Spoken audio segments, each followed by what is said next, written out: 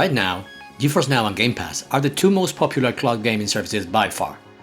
But they are very different in their offering and cater to different types of gamers. Let's check which one is the right one for you and try to guess what might happen with them in the future.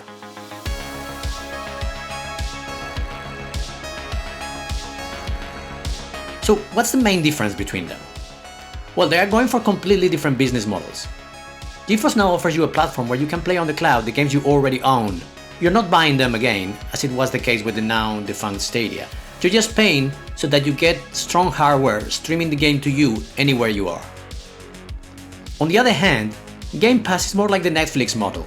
They offer you a curated list of games to play. You don't need to own or buy those games, you just pay a flat rate.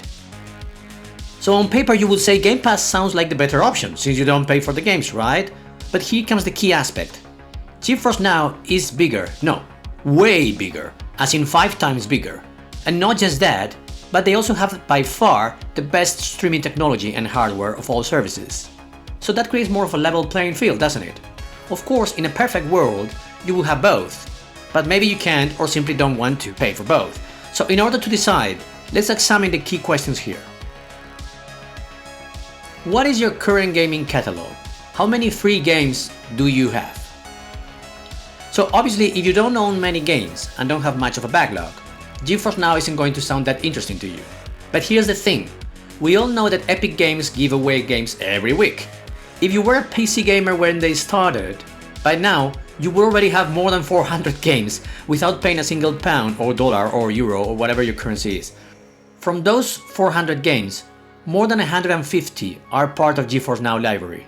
This fact, coupled with games that are free to play and occasional Steam gifts, means that without paying anything, there are millions of PC users with a library of around 200 games, without counting any games they actually bought. And that is really important because that means that a whole lot of the market already owns a big chunk of games that they didn't pay for.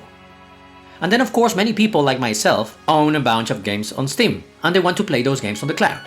So basically, if your games catalog is small, you might probably lean towards Game Pass. But if you already own a lot of games, then GeforceNow might make more sense. Do you play games for a long time or do you burn through them quite quickly and jump on to the next? This is the other key question. Some people like me take a good time to finish a game, either because you don't have a lot of playing time per week or because you take a long time with secondary missions or achievements. But I know a lot of gamers who literally breeze through games at an insane rate, not to the extent of speedrunning, but they have a quick turnaround. These gamers can have a lot of playtime per week, or they are extremely skilled and focused towards finishing the game. Also, some people don't need to finish most games they play, or they just want to try a lot of them before they commit. If you're from this later group of gamers with a quick turnaround, then Game Pass makes more sense for you because it will give you access to many more games without having to pay for them. The only risk is that if you really like one, make sure you put the time on it, because Game Pass might eventually drop the game. This happened to me with Hard Space Shipbreaker. I discovered it thanks to Game Pass and I was really into it, but then when I was halfway through the campaign, it got dropped. So I had to go and buy it in the next Steam sale and lost all my progress in the process. So what's the future for both platforms? Here are some very relevant factors. Game Pass is now trying to allow you to play any game you own, not just the curated list of 400 games. This sounds fantastic, but as of now it has some really big caveats.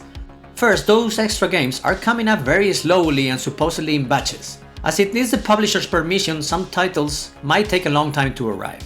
But also this means you need to purchase those games through the Microsoft ecosystem, not games you bought from Steam for instance. And that's a big deal, because the Microsoft Store prices are usually higher and sales never get any close to Steam sales in regard to the money saving.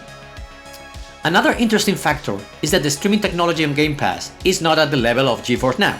I will totally expect that Microsoft will want to push that if they're to really compete in the cloud gaming market. Now, when things get really confusing and intertwined is when we realize that you can play on GeforceNow games you own from Xbox or Microsoft. Why did Game Pass allow Nvidia to stream a bunch of their games? And also booster it, by the way.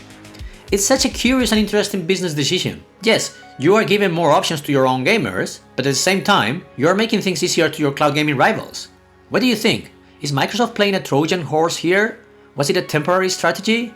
Because conversely, Nvidia was also giving away subscriptions to Game Pass. It's very fun and interesting to see all these movements from those big companies and try to predict what they will do in the future.